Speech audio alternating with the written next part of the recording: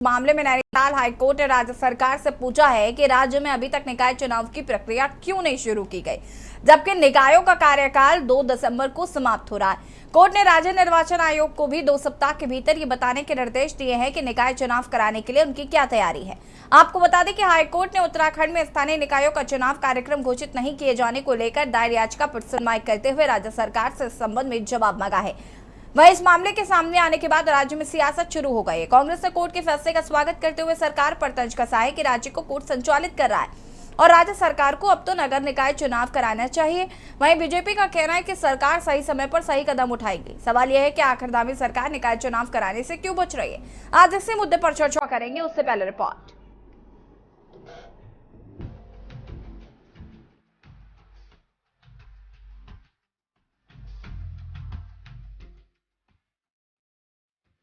उत्तराखंड में लोकसभा चुनाव से पहले धामी सरकार की टेंशन निकाय चुनाव ने बढ़ा दी है।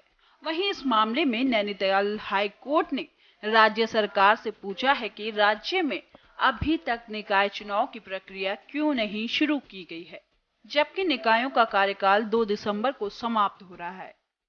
कोर्ट ने राज्य निर्वाचन आयोग को भी 2 सप्ताह के भीतर यह बताने के निर्देश दिए हैं कि निकाय चुनाव कराने के लिए उनकी क्या तैयारी है। आपको बता दें, हाई कोर्ट ने उत्तराखंड में स्थानीय निकायों का चुनाव कार्यक्रम घोषित नहीं किए जाने को लेकर दायर याचिका पर सुनवाई करते हुए राज्य सरकार से इस संबंध में जवाब मांगा है। मुख्य न्यायाधीश विपिन सांधी और न्यायाधीश राकेश थपलियाल की खंडपीठ ने इस संबंध में दायर याचिका पर सुनवाई की। जसपुर निवासी अनीश ने याचिका दायर कर कहा कि राज्य में जसपुर नगर पालिका सहित प्रदेश के स्थानीय निकायों का कार्यकाल 2 दिसंबर को खत्म हो रहा है, लेकिन सरकार ने अभी तक निकाय चुनाव की घोषणा नहीं की है। उत्तराखंड में म्यूनिसिपैलिटीज के जो इलेक्शन थे उनका 5 साल का टर्म जो है 2 दिसंबर 2023 में कंप्लीट होने जा रहा है और भारतीय संविधान के आर्टिकल 243U में प्रावधान है कि टर्म खत्म होने से 6 महीने पहले जो है चुनावी प्रक्रिया अगले बोर्ड के गठन के लिए तैयार चालू हो जानी चाहिए सारी नगर पालिकाओं में जहाँ जहाँ ये टर्म खत्म हो रहा है। लेकिन अब जो है जबकि मात्र 1.5 महीना बचा हुआ है, कोई चुनाव प्रक्रिया ना तो स्टार्ट हुई है, ना ही कोई वोटर लिस्ट का रिवाइज की गई है, ना उसमें तैयारी कोई है सरकार की ओर से। तो हमने उसी के लिए जनहित याचिका दायर की है और इस बारे में जो है हमारा ये कहना है कि संविधान के आर्टिकल 243U के अनुसार जो है इलेक्शन नोटिफाई किया जाए तुरंत, जिससे कि 2 दिसंबर 2023 में नए बोर्ड को चार्ज दिलवाया जा सके। आपको बता दें कि सुप्रीम कोर्ट ने भी अपने एक आदेश में केंद्र सरकार को निर्देशित करते हुए कहा था कि स्थानीय निकायों का 5 वर्षीय कार्यकाल समाप्त होने से 6 महीने पहले निकाय चुनाव का कार्यक्रम घोषित किया जाए, ताकि नए बोर्ड का गठन तय समय के भीतर हो सके। वहीं नैनीताल हाई कोर्ट में दायर याचिका में कहा गया है कि राज्य में स्थानीय निकायों का कार्यकाल समाप्त होने में अब केवल 2 माह से कम का समय बचा है। इसके बावजूद सरकार ने निकाय चुनाव कराने के लिए कार्यक्रम तक घोषित नहीं किया है। वहीं हाई कोर्ट के इस आदेश के बाद राज्य में सियासत गर्मा गई है। कांग्रेस ने कोर्ट के फैसले का स्वागत करते हुए सरकार पर तंज कसा है, साथ ही सरकार से जल्द नगर निकाय चुनाव कराने की मांग की है। वहीं बीजेपी का कहना है कि सरकार सही समय पर सही कदम उठाएगी। भारतीय जनता पार्टी के लिए ये कोई नई बात नहीं है। आप देखेंगे जम्मू कश्मीर में एक लंबे अरसे से विधानसभा के चुनाव नहीं हुए हैं। उत्तर प्रदेश में नगर निगम नगर पालिकाओं के चुनाव में काफी देरी बरती गई और आज वही उत्तराखंड में भी है।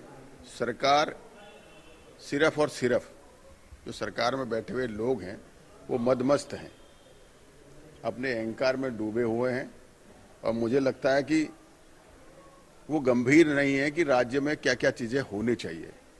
अब आप समझ सकते हैं कि जब निकाय चुनाव एक अपनी इंडिविजुअल इकाई जो शहर नगर पालिकाओं नगर पंचायतों नगर निगमों में काम करती है और लोगों को उसमें जो है काफी सहयोग मिलता है। देखिए, सरकार के संज्ञान में और अभी कुछ दिन पहले तमाम नगर निगम और नगर पालिकाओं में जो हमने जो समिति बनाई है जातिगत सीटों के चीज़ों को लेकर के, वो समितियां नगर निगम कोटद्वार में भी गई, नगर निगम ऋषिकेश में भी गई हैं। सभी जगह ओबीसी का निर्धारण हो, जातिगत चीज़ों सीटों का निर्धारण हो, इसके लिए काम चल रहा है और निश्चित रूप से सरकार के संज्ञान में सारी चीज़ें हैं। आने वाले समय पर इसकी भी सही समय पर सही कदम उठाए जाएंगे। आने वाले समय पर नगर निगम के चुनाव को लेकर के सरकार और भारतीय जनता पार्टी की तैयारियां हैं। कुल मिलाकर कोर्ट के आदेश ने धामी सरकार की टेंशन को बढ़ा दिया है। कोर्ट के आदेश के बाद सरकार पर निकाय चुनाव जल्द कराने का दबाव बढ़ गया है। सवाल ये है, आखिर क्यों निकाय चुनाव को टाला जा रहा है? क्या सरकार लोकसभा चुनाव से पहले निकाय चुनाव कराने का जोखिम नहीं लेना चाहती है? क्या कोर्ट के आदेश के बाद अब धामी सरकार निकाय चुनाव कराने के लिए तैयार होगी? Uttarakhand desk report.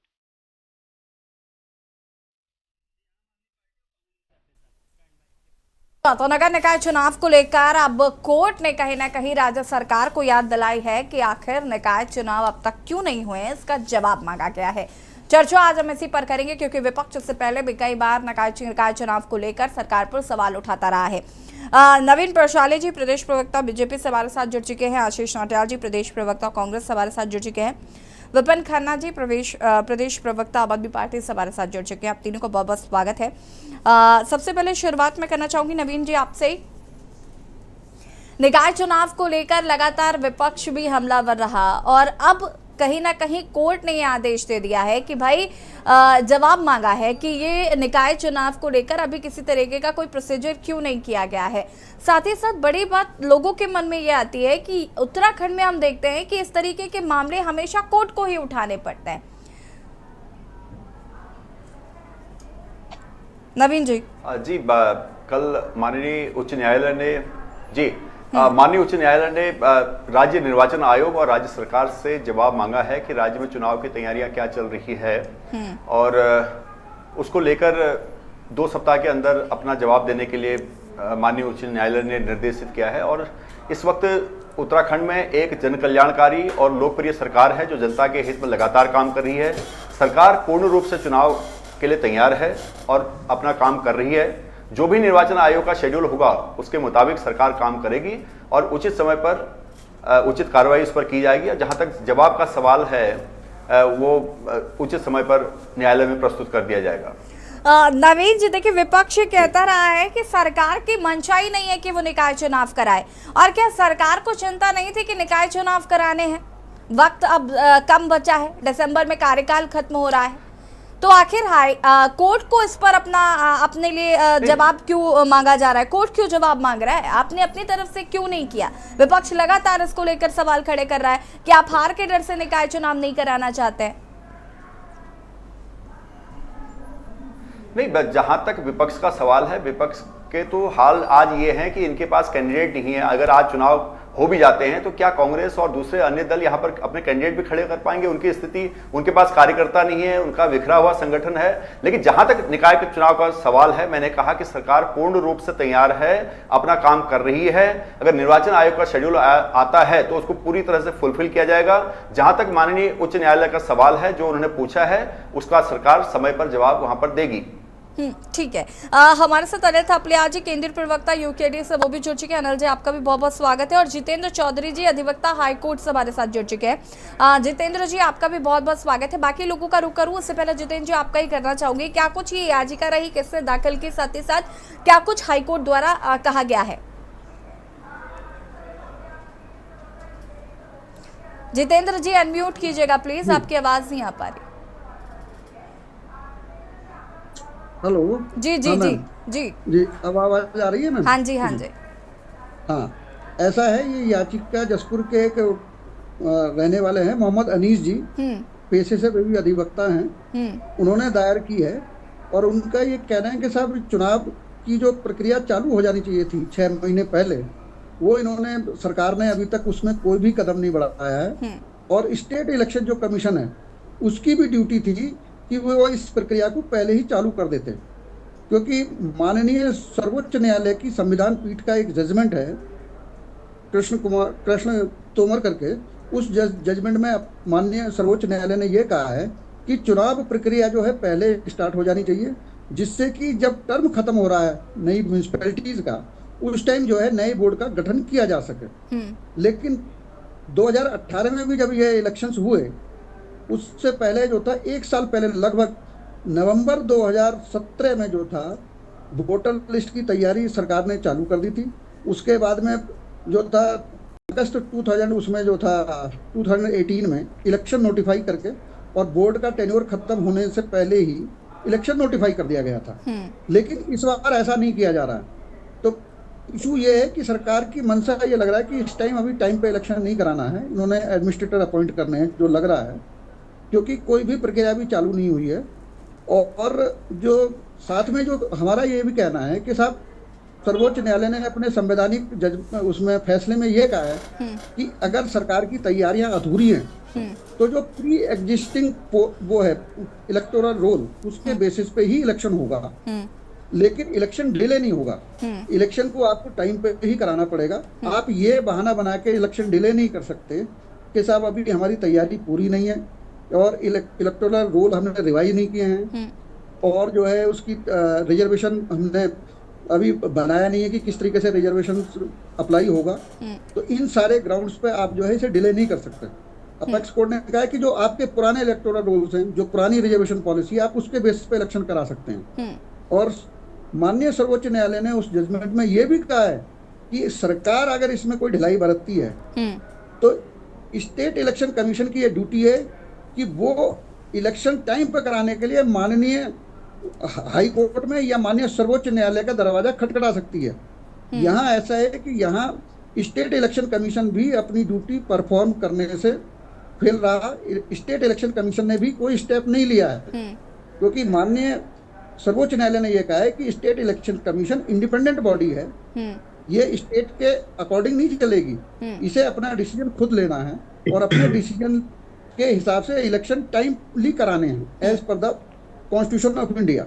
लेकिन यहाँ केस क्या हो रहा है कि यहाँ स्टेट इलेक्शन कमीशन जो है स्टेट जैसे कह रहा है उसी तरीके से ये इलेक्शन को अभी डिले कर रहे हैं। तो हमने इसीलिए यहाँ याचिका दायर की है और हमारा कहना है कि साहब आप इलेक्शन नोटिफाई कराएं और पुराने ही इलेक्टोरल रोल के बेसिस पर ही आप इलेक्शन नोटिफाई करें, क्योंकि नए इलेक्टोरल रोल बनाने में और उसमें रिजर्वेशन पॉलिसी अप्लाई करने में तो अभी टाइम लगेगा। हेलो, हाँ जी, ठीक है जितेंद्र जी, मैं वापस आऊंगी आपके पास। आशीष नौटियाल जी, क्या कुछ कहना चाहते हैं कि अब तो हाई कोर्ट ने भी कह दिया है कि भाई इलेक्शन करवाइए? देखिए मैडम, इनकी मंशा हम पहले से समझ रहे थे, इसलिए कई बार हम डिबेटों में भी आए और हमने समाचार पत्रों के माध्यम से अपनी बातों को उठाने की भी कोशिश की है। लेकिन क्या करें, सरकारी ऐसी है, जब तक हाई कोर्ट की झाड़ ना पड़े इनको ये मानते नहीं है। जस्ट अभी हमने कुछ दिन पहले देखा होगा, हाई कोर्ट ने इनको लोकायुक्त नियुक्त करने के लिए भी इनको झाड़ लगाई, लेकिन ये हाई कोर्ट को भी गुमराह करने का काम करते हैं। अभी जवाब देना है इन्होंने, अभी देंगे, ये ऐसे ही घुमाते चले जाएंगे और इन्होंने करना कुछ नहीं है। इन लोगों को निश्चित ही मैडम देखिए अपनी हार तय नजर आती है और इनको लगता है कि अगर हम नगर निगम चुनाव हारेंगे तो कहीं ना कहीं हम लोकसभा चुनाव में भी इसका इफेक्ट जाएगा। जिस प्रकार से अभी उपचुनाव हुए और उपचुनाव में ये सोच रहे थे कि कांग्रेस की जमानत हम जब्त करा देंगे और बहुत प्रचंड बहुमत से जीतेंगे, इनको मुंह की खानी पड़ी, ऐसा कुछ नहीं हुआ। जनता इनके विरोध में खड़ी थी। अब समय बदल रहा है, जैसे जैसे दिन लेट जाएंगे मैडम वैसे वैसे दिन इनके और खराब होंगे, ना कि अच्छे। जो ये सोचते हैं कि क्या अभी ये डेंगू का नाम लेके आगे निकल जाए कि देखो डेंगू है इसलिए हम नहीं करा पाए, जबकि नगर निगम की वजह से ही डेंगू फैला है, क्योंकि नगर निगम प्रॉपर तरीके से फॉगिंग नहीं कर पाया, सफाई नहीं कर पाया, इसलिए डेंगू फैला है। तो हर चीज में फेलियर खुद है और इस फेलियर के कारण ये चाहते हैं कि इसका हम ये बना दें कि हमें अब ये कारण से हम चुनाव नहीं करा पाए और आगे हम चुनाव 6 महीने बाद 8 महीने बाद कराएंगे। और जैसे कि अभी वकील साहब ने बताया कि एडमिनिस्ट्रेटर नियुक्त करना ये लोग चाहते हैं, सही में इनकी मंशा यही है। ये एडमिनिस्ट्रेटर में जनता के चुने हुए प्रतिनिधियों को हटाकर ये एडमिनिस्ट्रेटर नियुक्त करके काम करना चाहते हैं। बड़ा दुर्भाग्य है ये हमारे देश का कि हमारे देश के अंदर एक ऐसी सरकार आई जिसने, देखिए आपने दिल्ली के अंदर भी जब इनको लगा कि हारने वाले हैं तो इन्होंने एमसीडी चुनाव कैंसिल करवा दिए। तो इनकी मंशा ये भी एक नया इन्होंने बोला था कि एक देश एक चुनाव, ये कई तरीके की बातें करके जनता को लगातार गुमराह करने का कोशिश कर रहे हैं और जनता की हितों की जो रक्षा करनी चाहिए उसमें नाकाम है, नहीं कर पा रहे हैं, इसलिए सब कुछ हो रहा है। और कोर्ट भी बार फटकार लगा रहा है, उसके बाद भी इनको शर्म नहीं आ रही है, तो इनका तो भगवान ही मालिक। विपिन खन्ना जी। जी यशी जी, ये जन कल्याणकारी सरकार और जन लोकप्रिय सरकार, जितनी बड़ी बड़ी बातें भी हमारे बड़े भाई भाजपा के प्रवक्ता ने बोली हैं, तो ये जन कल्याणकारी सरकार को हर बार मतलब माननीय न्यायालय द्वारा डांट क्यों खानी पड़ती है? चाहे वो क्षैतिज आरक्षण हो, चाहे वो लोकायुक्त के ऊपर बात हो, चाहे अन्य मुद्दों के ऊपर बात हो, क्यों माननीय न्यायालय को हस्तक्षेप करना पड़ता है? ये बयान वीरों की सरकार है। असल बात यह है कि नगर निकाय चुनाव ये क्यों नहीं कराना चाहते, उसका पीछे बहुत बड़ा कारण है। क्योंकि छोटा चुनाव जब कोई भी पार्टी या सरकार हारती है तो बड़े चुनाव में जाने में थोड़ी समस्या पैदा होती है, क्योंकि मरीन बस्तियों का नियमितीकरण आप अब तक नहीं कर पाए। डेंगू के कारण नगर निगम फेल साबित हुआ, ये जनता को पता है। स्मार्ट सिटी में आपने पूरे देहरादून का बेड़ा गर्क करके रख दिया, ये सबको पता है। मतलब कोई भी आप ऐसा काम नहीं कर पाए जो आप जनता के बीच में जा सकें। और दूसरी बात, जनता नाराज क्यों है? भारतीय जनता पार्टी को अच्छी तरह से इस बात का पता है कि चाहे वो अंकिता भंडारी हत्याकांड हो जिसमें भारतीय जनता पार्टी के लोग इन्वॉल्व रहे, चाहे नियुक्तियों का मामला हो विधानसभाओं में जिसमें भारतीय जनता पार्टी के मंत्री इन्वॉल्व रहे, चाहे नौकरियों में दलाली की बात हो उसमें भारतीय जनता पार्टी के लोग इन्वॉल्व रहे। तो कहीं ना कहीं मुझे लगता है भारतीय जनता पार्टी को यह एहसास हो चुका है कि रिस्क लेना ठीक नहीं रहेगा। मुझे लगता है लोकसभा के बाद अगर भारतीय जनता पार्टी चाह रही है कि लोकसभा के बाद निकाय चुनाव हो या लोकसभा के साथ निकाय चुनाव हो, क्योंकि हो सकता है कुछ गोलमाल भारतीय जनता पार्टी, क्योंकि बयान वीरों की पार्टी है, कुछ ऐसे बयानबाजी हो जाए, कुछ ऐसी चीजें आ जाए, समीकरण निकल के आ जाए कि लोकसभा के साथ साथ नगर निकाय चुनाव की भी नैया पार हो जाए। इसलिए मुझे लगता है भारतीय जनता पार्टी नगर निकाय चुनाव को लेकर रिस्क लेना नहीं चाहती, क्योंकि अब तक भी इन लोगों ने ना तो वोटर लिस्ट जारी करी, ना कोई भी ऐसी तैयारी, ना कोई घोषणा करी नगर निकाय चुनाव की। कोई भी ऐसी चीज सामने अब तक नहीं आ पाई है जिससे कहीं ना कहीं, देखिए माननीय न्यायालय को तो हस्तक्षेप करना ही पड़ा और कहीं ना कहीं विपक्ष के लोग भी इस बात पे लगातार चर्चा करते रहे हैं कि आप अब तक, क्योंकि 2 माह का समय मात्र बचा है और अब तक भी कोई भी निकाय चुनाव को लेके सुबुगाड़ नहीं है। क्योंकि भारतीय जनता पार्टी का तो हमेशा ये बात रही है कि वो 24 घंटे 7 दिन महीना भर और पूरा साल और 5 साल तक कहीं ना कहीं चुनाव की तैयारियों में रहते हैं। तो इतना बड़ा कारण क्या है कि छोटा लोग जो नगर निकाय चुनाव है उसको लेकर इतनी असमंजस की स्थिति क्यों है और धामी जी को डर किस बात का लग रहा है? मुझे लगता है कहीं ना कहीं ये जो पीछे जो उपचुनाव हुआ है बागेश्वर का, वो भी कहीं ना कहीं धामी जी के मन में डर पैदा किए हुए है। इसलिए कहीं ना कहीं ये नगर निकाय चुनाव है, इसको डिले करने का प्रयास किया जा। ठीक है, इसके बाद अनिल जी मैं आपके पास आऊंगी। देखिए ऐसी जी, ऐसा है कि सरकार कहीं ना कहीं डर है उसको। जैसे कि अभी निकाय चुनाव है तो ये बहुत बड़ा आधार रखता है किसी भी पार्टी का, जनाधार है। और जैसे अभी प्रवक्ता जी हमारे कह रहे थे भाजपा के कि किसी के पास कार्यकर्ता नहीं है तो किसी के पास दल वो नहीं है, तो इनके पास तो सब कुछ है। और सब कुछ होने के बावजूद भी ये कोर्ट तक क्यों पहुंच रही है, ये मामला कोर्ट तक क्यों पहुंच रहा है? इनको तो 2 दिसंबर तो आयोग को भी पता है, सबको पता है कि 2 दिसंबर अंतिम तिथि है चुनाव की। इसके बावजूद भी ये मामला कोर्ट तक पहुंच गया। जबकि विपिन सांधी और न्यायमूर्ति राकेश थपलियाल जी ने इनको पूछा भी है हाईकोर्ट में कि आप ये बताइए कि चुनाव की तिथि ये है तो आप पीछे डिले क्यों करना चाहते हैं, क्या कारण है, जबकि 2 दिसंबर तक चुनाव होने हैं। तो इसके बाद भी इनके पास कोई ठोस जवाब नहीं था।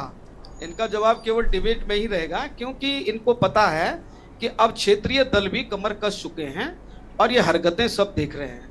और अब इनको पता हम अगर निकाय चुनाव में कुछ नहीं कर पाए तो लोकसभा चुनाव तो बहुत बड़ी बात है और विधानसभा चुनाव तो ये सुपड़ा साफ है इनका। कुल मिला के ये है कि इनके पास एजेंडे नहीं है, इनके पास निकाय चुनाव के लिए कोई ठोस रणनीति नहीं है। अभी रिजर्वेशन की बात है, अभी उसकी बात है, अभी अगर कोई कानून पास करना होगा तो उसमें कहते हैं ये पेच फंस रहा, वो पेच फंस रहा, फिर वो मामला भी कोर्ट में जाएगा, फिर वो भी डिले हो जाएगा। कहने का मतलब ये है इनके पास अभी कोई ठोस रणनीति नहीं है। और वो रणनीति क्यों नहीं है? ये तो कह रहे थे कि, अभी मैं दोबारा बता रहा हूँ, ये तो कह रहे थे कि हमारे पास दल है, बल है, किसी के पास तो संख्या ही नहीं है, मतलब जनाधार ही नहीं है, क्षेत्रीय कार्यकर्ता ही नहीं है। तो ये क्यों नहीं, ये क्यों चुनाव को डिले करना चाह रहे हैं? क्या कारण है? कुछ ना कुछ कारण तो है ना, क्योंकि इनके पास संसाधन परिपूर्ण होने के बावजूद भी ये जनता को गुमराह कर रहे हैं, निकाय चुनाव को पीछे ले जा रहे हैं। क्या कारण है इसका? हर मामला कोर्ट में जाएगा प्रदेश का क्या? निकाय चुनाव से लेकर कोई अगर योजना है उसको लेकर के कोई कुछ भी कार्यक्रम अगर या कोई भी योजना है या कोई भी आपदा से रिलेटेड हो, प्लान से रिलेटेड कुछ भी हो, कोई भी केस हो, क्या सब कोर्ट में जाएंगे क्या? तो एक विशेष राज्य का दर्जा हम किस लिए लड़ रहे थे भाई? हम इसलिए तो मांग रहे थे कि 1950 371 ये एक ही चीज थी, अगर हो जाता तो फिर ये मामला कहीं जाता ही नहीं, फिर डिसीजन होता ना। ये तो राज्य आयोग का, क्योंकि चुनाव आयोग भी इनकी कठपुतली है, जैसा वो कहेंगे वैसा करेंगे, ठीक है ना। तो केंद्र से जैसा कहा जाएगा वैसा करेंगे। तो मेरे ख्याल से तो ये तो खुद इनको जानकारी नहीं है कि मुझे लग रहा है कि प्रवक्ता जी को कि निकाय चुनाव की तैयारियां कैसे होती है, क्या होनी है। रिजर्वेशन की बात कहां से आ गई? रिजर्वेशन तुम्हारे पास आज ही नहीं है, चुनाव हो रहे हैं क्या? इतनी पुरानी पड़ा जी, हमें सारी जानकारी है, सब कुछ पता है। जो आप बात कह रहे हैं, बात कहां से है? 6 महीने से जहां तक चुनाव का सवाल है, मैंने कहा कि सरकार पूर्ण रूप से तैयार है। राज्य निर्वाचन आयोग का जो भी शेड्यूल आएगा सरकार उसको फुलफिल करेगी। जब मैं ये बोल रहा हूं कि सरकार तैयार है, सरकार उसको करने के लिए तैयार है। राज्य निर्वाचन आयोग जो आदेश देगा वो करेंगे। जहां तक माननीय उच्च न्यायालय ने जवाब मांगा है तो जवाब दिया जाएगा। आप देखिए कार्यकर्ता किसके हैं कि नहीं, हमारी कोई हालत खराब नहीं है, तो आप फिर कोर्ट क्यों जा रहे हैं? भारतीय जनता पार्टी पूर्ण रूप से संगठन तैयार है, आपको करना चाहिए ना। सरकार अपने स्तर पर काम कर रही है। राज्य में एक कल्याणकारी सरकार है, स्थिर सरकार है, सब कुछ थोड़ी खरीद रखा है। माननीय मुख्यमंत्री जी के नेतृत्व में उत्तराखंड लगातार ऊंचाइयों को छू रहा है। आपको निकाय चुनाव से ही पता और लग जाएगा। प्रधानमंत्री जी का दौरा भी 12 अक्टूबर को यहाँ पर प्रस्तावित है, तो हमारे तो सारे फेवर में ठीक है। हमें चुनाव से डर नहीं है। अनिल जी रुकिए, होल्ड ऑन। चुनाव में जाना चाहते हैं, सरकार तैयार है। सरकार तैयार है नवीन जी, तो सरकार ने पहले पहल क्यों नहीं की? कोर्ट को क्यों पहल करनी पड़ रही है? कर दी थी इन्होंने, घोषणा कर दी थी तमाम मीडिया में, हमारे अखबारों में कि अब निकाय चुनाव की तैयारियां हो रही हैं। निकाय चुनाव अब क्या हो गया? अब क्यों नहीं हो गया? अब कोर्ट तक मामला क्यों मुझे गया? अच्छा, एक सेकंड अनिल थपलियाल जी, आप सुनिए जरा, आप सरकार के जवाब भी आपसे लूंगी। सरकार का जवाब, सरकार नवीन जी सुनिए जरा, मुझे ये बताइए, मेरे मन में ये सवाल है कि 2 महीने का जवाब तो खुद ही विपक्ष दे रहा है। देखिए हम तैयार, मैंने कहा तैयार हैं। जहां तक जवाब मांगा गया है जवाब दिया जाएगा। 2 हफ्ते का समय दिया गया है। राज्य निर्वाचन आयोग एक संवैधानिक जवाब देने में 2 महीने थोड़ी लगेंगे। दिसंबर खत्म है निकाय चुनाव का समय, तो और उत्तराखंड में चुनाव तय समय पर किए जाएंगे। जजों ने पूछा अनिल थपलियाल जी, मेंटेन द डेकोरम आप अपनी तैयारी ऑफ द डिबेट। विपक्ष अपनी तैयारी करें, विपक्ष अपनी तैयारी करें। विपक्ष को जो समय मिला है उसका सदुपयोग करें। विपक्ष तो अपना काम करे। नवीन जी पहले मेरा सवाल सुन लीजिए प्लीज, इस तरीके से डिस्टर्बिंग डिबेट नहीं चाहिए मुझे। नवीन जी मेरी बात सुनिए आप, और अनिल थपलियाल जी बीच में इंटरप्ट नहीं करेंगे आप। जी बताइए। नवीन जी सवाल मेरा यह है, 2 महीने का वक्त बचा है, ठीक है, आप 2 हफ्ते में जवाब देंगे, और मुझे लगता है 2 हफ्ते में जब 1 दिन बचा होगा शायद उसी दिन जवाब दिया जाएगा। उसके बाद अगर हम ये कहें कि आपका इन्वेस्टर समिट भी है दिसंबर में, आप इन्वेस्टर समिट पे लग जाएंगे, अभी तैयारियां चल ही रही है, इन्वेस्टर समिट में बिजी हो जाएंगे, आप चुनाव कैसे कराएंगे? और ये इन्वेस्टर समिट की वजह से ही विपक्ष को कहीं ना कहीं इस बात की भनक लग गई थी कि निकाय चुनाव नहीं होंगे या आगे लेट होंगे।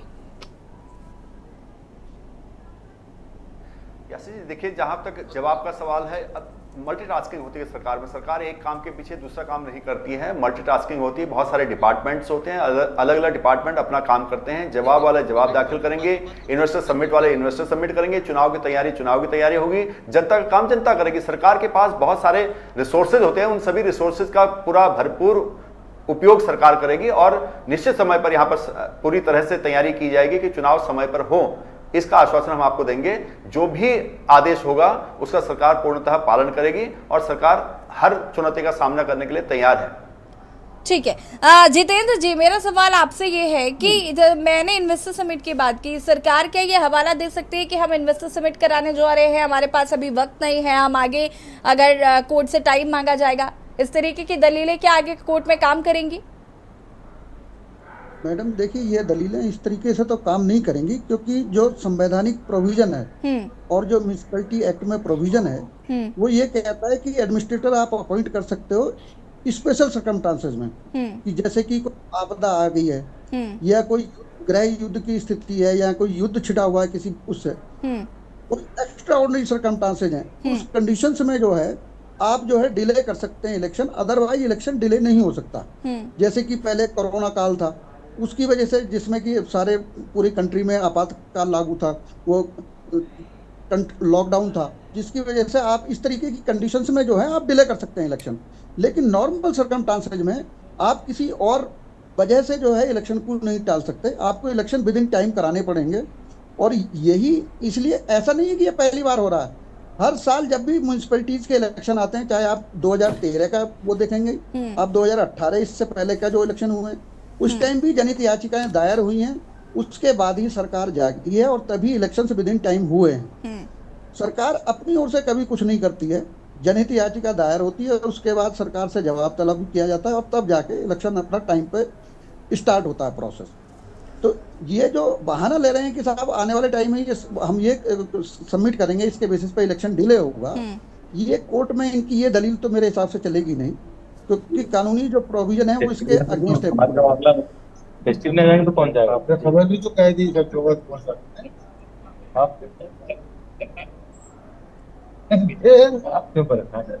ठीक है जितेंद्र जी, मैं वापस आऊंगी इसके बाद। आप बाकी सभी को प्लीज म्यूट कर दीजिए। मेरा सवाल आशीष जी आपसे है। आशीष जी, हाई कोर्ट ने यहाँ पर फटकार लगाई सरकार को। इससे पहले भी हम देखते हैं कि कई ऐसे मसले होते हैं जिन पर हाई कोर्ट को ही आकर पहल करनी पड़ती है और उसके बाद सरकार को कहीं ना कहीं समझ में आता है कि भाई ये काम कराना है। अब सरकार ने, हाई कोर्ट ने सरकार से जवाब मांगा है जो कि 2 हफ्ते में दाखिल किया जाएगा। विपक्ष पहले ही कह रहा था कि इन्वेस्टर समिट है इनके पास, और भी 1-2 चीजें हैं जो मुझे अभी ध्यान नहीं आ रही है, जिनको लेकर विपक्ष लगातार हमलावर हो रहा था कि भाई कैसे कराएगा सरकार, कैसे चुनाव कराएगी। और अगर सरकार चुनाव करा देती है निकाय चुनावों को लेकर, जैसा कि अभी नवीन जी कह रहे थे कि अलग अलग डिपार्टमेंट्स हैं और सबके अलग अलग जिम्मेदारियां, तो सब अपना अपना काम करेंगे, उसको लेकर कांग्रेस कितनी तैयार है? मैडम देखिए, कांग्रेस तो पूरी तरह से तैयार है। और जहां तक भाजपा वाले कहते हैं, लोग भाजपा जो है 24 घंटे। आशीष जी अनम्यूट कीजिएगा, आपकी आवाज नहीं आ रही। अनम्यूट है मैडम? जी जी जी आ रही। हाँ, जैसे कि भाजपा वाले कहते हैं कि हम 24 घंटे इलेक्शन के लिए तैयार रहते हैं, तो इसके लिए हमने मना नहीं किया आप तैयार नहीं रहते, आप तैयार रहते हैं।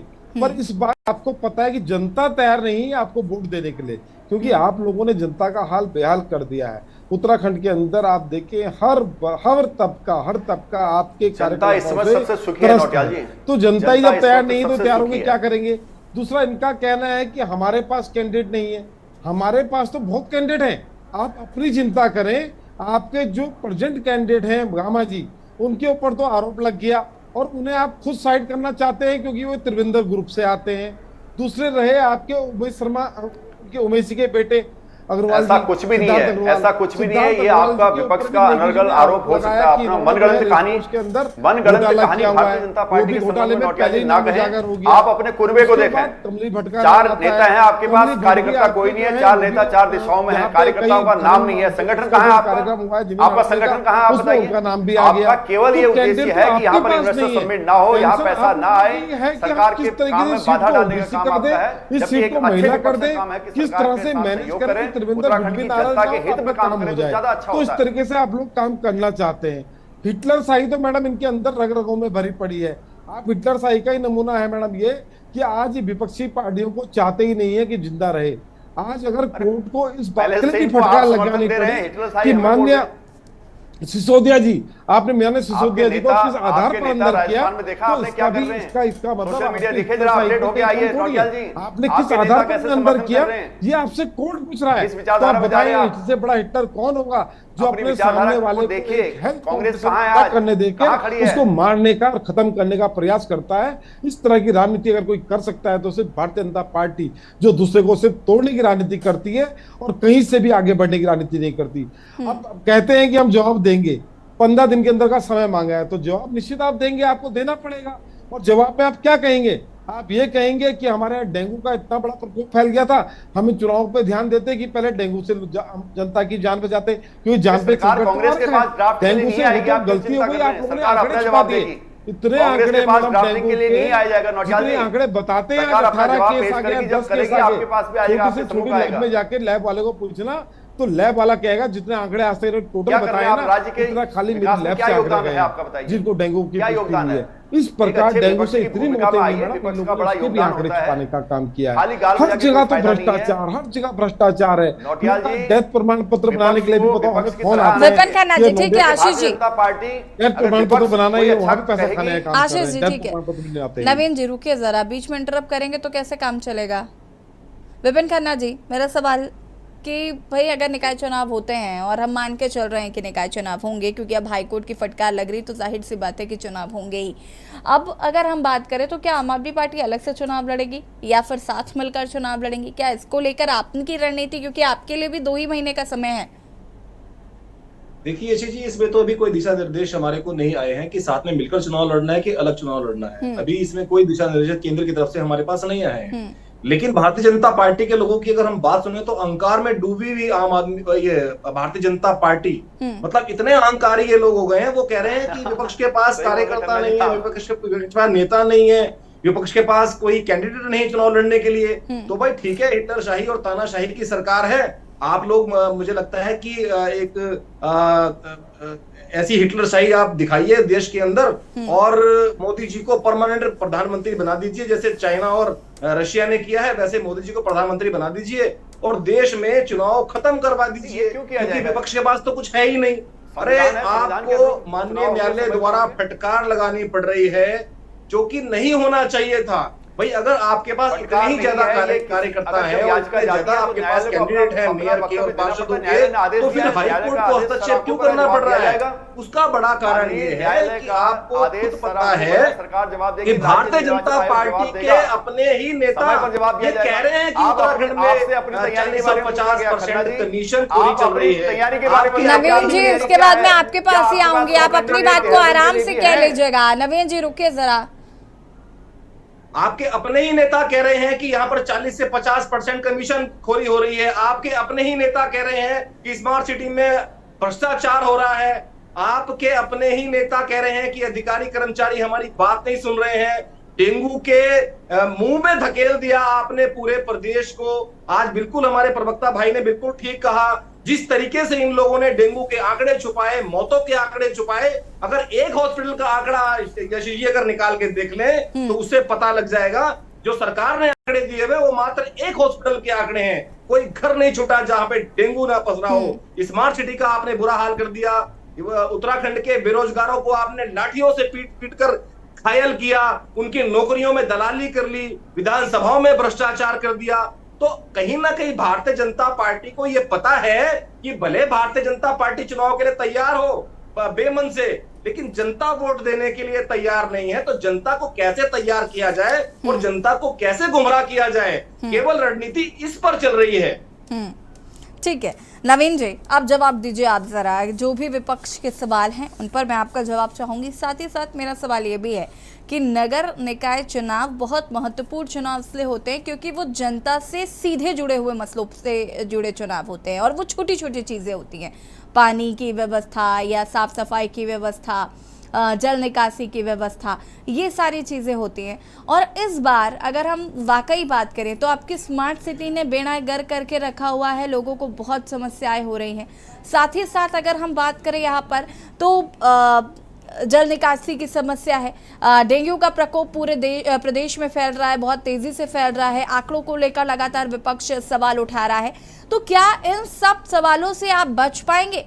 क्या ये वजह है कि नगर निकाय चुनाव में टाला मटोली की जा रही थी क्योंकि लोकसभा चुनाव जरूरी हैं और ऐसा ना हो कि इसका असर सीधे लोकसभा चुनाव पर पड़े? यासिर जी बिल्कुल नहीं। आपने तो देखा कि अभी उपचुनाव हुआ है, भारतीय जनता पार्टी ने जीता है और निकाय चुनाव भी होते तो भारतीय जनता पार्टी जीतेगी। जहां तक जन समस्याओं का सवाल है तो भारतीय जनता पार्टी की सरकार हो चाहे निकाय हो, पूरी तरह से उनको दुरुस्त करने में लगी पड़ी है। आज उत्तराखंड में पूरी जगह नल है, जल है, नई योजनाएं उस पर आ रही हैं, चाहे देहरादून की बात हो चाहे पर्वतीय क्षेत्र की बात हो। अगर जहां तक स्मार्ट सिटी की बात है, आप कह रहे हैं कि कहीं पर कीचड़ या कुछ हो रहा होगा, तो इस बार मानसून पीरियड बहुत लंबा रहा है, उससे काम काफी बाधित रहा है, उसमें भी और कार्य किए जा रहे हैं और जल्दी से जल्दी इसको खत्म करने का प्रयास किया जा रहा है। मैंने कहा कि सरकार के पास रिसोर्सेज बहुत होते हैं, सरकार सभी रिसोर्सेज को बहुत अच्छी तरह से उपयोग कर रही है और इन समस्याओं का जल्दी से निराकरण होगा। समस्याएं सब जगह होती है, लेकिन हम निराकरण करने के लिए सकारात्मक सोच रखते हैं। हमारी सोच सकारात्मक है। भारतीय जनता पार्टी की सोच और नजरिया जन समस्याओं के प्रति सकारात्मक है, इसलिए हम कर रहे हैं। इसलिए आज हमारी सरकार लोकप्रिय सरकार में कह रहा हूं कि यहाँ पर लोकप्रिय सरकार चल रही है और माननीय प्रधानमंत्री जी का दौरा आप देखें कि विपक्ष आपके प्रति सकारात्मक सोच लेकर बैठेगा, वरना विपक्ष में और आप में फर्क क्या रह जाएगा? ठीक है, आप उम्मीद भी कैसे कर रहे हैं कि तो विपिन जी विपक्ष आपके की कोई फेवर में सोच बात है ही नहीं, करेंगे मैं या विपक्ष- आशीष जी आपके फेवर में बात करेंगे? मैं बिल्कुल उम्मीद नहीं कर रहा। मैं किसी से उम्मीद नहीं कर रहा यहाँ पर कि कोई सरकार के साथ मिलकर जन समस्या को करे, क्योंकि इनकी वो नीति है ही नहीं कि ये सब लोग मिलकर जन समस्याओं पर ध्यान दें, उनको निराकरण के लिए सरकार से मांग करें। ये वो नहीं करेंगे, ये केवल उसमें प्रश्न उठाएंगे, उन प्रश्नों का भी हम संज्ञान लेंगे। हम तो, मैंने कहा कि हम सीखने के लिए बैठे हुए हैं और जो भी अच्छा फीडबैक आएगा वो सरकार तक पहुंचाया जाएगा और उसको सकारात्मक तौर पर देखा जाएगा। सरकार की आप भी तो वही काम करेंगे जो काम विपक्ष कर रहा है, वही काम तो आगे आपने भी करना है। नहीं तो यासी जी, मैं वही बात कह रहा हूं कि विपक्ष जो कह रहा है ये विपक्ष है ही नहीं, लेकिन जो यहाँ पर गणमान्य व्यक्ति बैठे हैं, मैं इनकी बात का संज्ञान लेता हूं और सीखने की प्रवृत्ति हमारे में है, हम सीखना चाहते हैं। अगर कहीं से कोई अच्छा फीडबैक आएगा तो उसको जरूर लिया जाएगा, उस पर काम किया जाएगा। लेकिन आप केवल सरकार पर उंगली उठाने के लिए, सरकार को घेरने के लिए या सरकार की जो वाहवाही हो रही है उससे अगर जलन के मारे कुछ कहेंगे तो उस पर हमें जवाब देना पड़ता है, जवाब देना भी चाहिए, क्योंकि हम अपनी पार्टी के प्रवक्ता हैं, सरकार भी हमारी है, तो हमें सकारात्मक जवाब देना पड़ेगा। खुद ही माला पहनते हो, खुद ही अपनी रैली निकालते हो। आप 2-3 लोग मिल जाइए, आप 2-3 लोग मिल जाइए, मैं अकेले जवाब दे सकता हूं, इसमें कोई बात नहीं है। आप सब लोग मिल जाइए।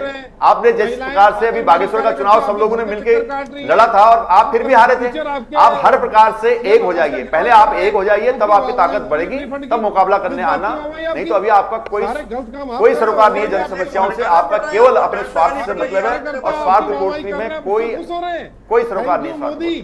थैंक यू धामी है। आप बोल लीजिए, आप तीनों बोल लीजिए पहले। मुझे भी बोलने दोगे? मैंने कहा सरकार जन कल्याणकारी है। अभी माननीय मोदी जी का यहाँ पर दौरा है 12 अक्टूबर को।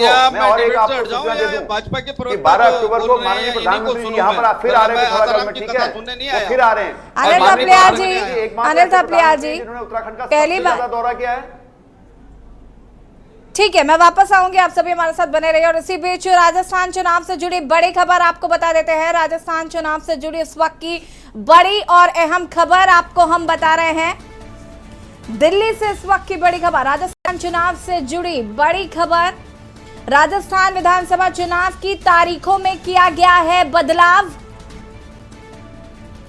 अब 23 नवंबर की जगह 25 नवंबर को होंगे राजस्थान में चुनाव। चुनाव आयोग ने नई तारीखों का ऐलान किया। दिल्ली से खबर, राजस्थान विधानसभा चुनाव से जुड़ी बड़ी खबर। आपको बता दें कि राजस्थान में 23 नवंबर को चुनाव होने थे और अब तारीखों में बदलाव किया गया है। राजस्थान विधानसभा चुनाव की तारीखों में किया गया बदलाव। 23 नवंबर की जगह 25 नवंबर को होंगे चुनाव। चुनाव आयोग ने नई तारीखों का किया ऐलान। दिल्ली से खबर, राजस्थान विधानसभा चुनाव से जुड़ी बड़ी खबर आपको बता रहे हैं। राजस्थान में चुनाव आपको बता दें कि 23 नवंबर को होने थे और अब वो 25 नवंबर को होंगे।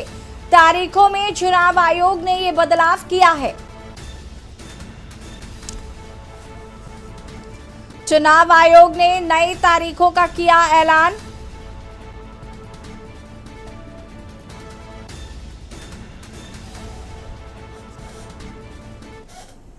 राजस्थान विधानसभा चुनाव को लेकर ये बड़ा अपडेट हमने आपको बताया कि 23 नवंबर की जगह 25 नवंबर को राजस्थान में चुनाव होंगे।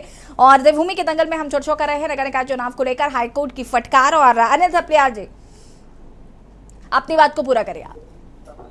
जी, मेरे कहने का मतलब ये है, जो भाजपा के प्रवक्ता जी कह रहे हैं कि हमारा परचम लहरा रहा है। अगर आज की वर्तमान स्थिति देखें इनकी, तो इनको शर्म भी नहीं आती। उसी रास्ते से जा रहे होंगे, किसी के देहरादून में रहते होंगे पे भी रहते होंगे, उनको पता नहीं कितने गड्ढे इन्होंने कर दिए और अभी तक बंद नहीं हुए। ये नगर निगम सोया हुआ है इनका। डेंगू के मच्छर पेट्रोल डाल उसको दवाई डालने की जगह उसको मिट्टी तेल का प्रयोग करके वो अंदर घरों में घुस गए। ये शर्म नहीं आ रही इनको। ये कह रहे हैं कि हमारा परिचम लहरा रहा है। परिचम तो सही लहराया, यहाँ नहीं लहराया, कोर्ट में लहरा रहा है आपका परिचम। थपलियाल जी कोई सैंपल लेके आए हैं आप अपने साथ? महाराज, आप अपने साथ कोई तथ्य लेके आए हैं? वैसी बात कर रहे हैं आप बिना मतलब की। क्षेत्रीय पार्टियों का आप अनर्गल बात मत कीजिए टेलीविजन चैनल पर। आप तथ्यों के साथ आइए, उन तथ्यों को लेकर आइए, तब बात कीजिए यहाँ पर। जितनी गंभीरता से आप ले रहे हैं उसकी दुगनी गंभीरता से क्षेत्रीय पार्टियां उस चुनाव को ले रहे हैं। ये जनाधार है पार्टी का। और आपको मैं बता दूं, आपने एक ठेले का काम नहीं करा। जितने वार्ड भी हैं आपके पूरे उत्तराखंड दोनों मंडल में, अगर आपके संज्ञान में हो और आपको जानकारी हो तो आपको ये भी जानकारी होगी कितने खंड हैं, कितने नगर निगम है, आपको कितनी चश्मा तहसील उतारना पड़ेगा है, कितनी काम उप देखने के तहसीलें लिए। हैं, ये सब पता होगा आपको, कितने नगर चश्मा निकाय उतारना हैं, पड़ेगा, चश्मा ये बदलना सब पड़ेगा, पता होगा थपलियाल जी। कहाँ कहाँ क्या काम हुआ है, आपको पूरी थपलियाल जी, जानकारी है। चश्मा लेकिन बदलना आप पड़ेगा। अपनी पारदर्शिता को, किसी सब को, दिखाई अपनी देगा। सच्चाई को, किसी अपने झूठ को कैसे साबित कर पाओगे? क्योंकि कोर्ट की फटकार आप खा रहे हैं, विपक्षों की फटकार आप खा रहे हैं। इतना सुनने की जरूरत ही क्या थी? जब चुनाव की तिथि ये थी तो कोर्ट तक क्यों घसीट लिया आपने मामला? ये भी निकाय चुनाव, तो लोकसभा चुनाव का क्या होगा? सरकार अभी कोर्ट वो में नहीं बोलिए गई, हम थपलियाल जी हिटलर आपको है। जानकारी नहीं है, हिटलर सरकार सही कोर्ट नहीं में नहीं चलेगी। गई, जनहित याचिका लगाएगी, अब उसके जवाब में महाराज नवीन जी, माननीय आप न्यायालय पहले ने पूछा है। क्षेत्र को आप सरकार चश्मा नहीं लगा गई के है, मैं आपकी देखिए। जानकारी को दुरुस्त आपने कर वो दूं यहाँ हाल पर। कर दिए देहरादून सिटी के।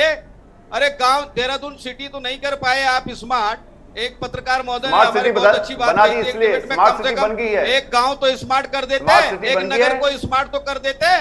धन्यवाद कहाँ कीजिए बात भारतीय कर रहे जनता हो पार्टी की आप? सरकार का। आपके पास 65 करोड़ रुपया आया, कहाँ हजम हुआ, कहाँ टकार गए? इसी नगर निगम में लगेगा, ये प्रत्याशियों में खर्चा होगा। वो कहाँ है आपकी स्मार्ट सिटी? घर से बाहर नहीं निकल पा रहे हैं। शहर का दौरा 7 कीजिए, दिन इसका से पता पानी चलेगा। नहीं है, 7 दिन से पानी नहीं है, लोग पलायन हो रहे हैं। पलायन तो गांव से भी हो रहे थे, अब मोहल्ला भी पलायन हो रहा है इनकी वजह से।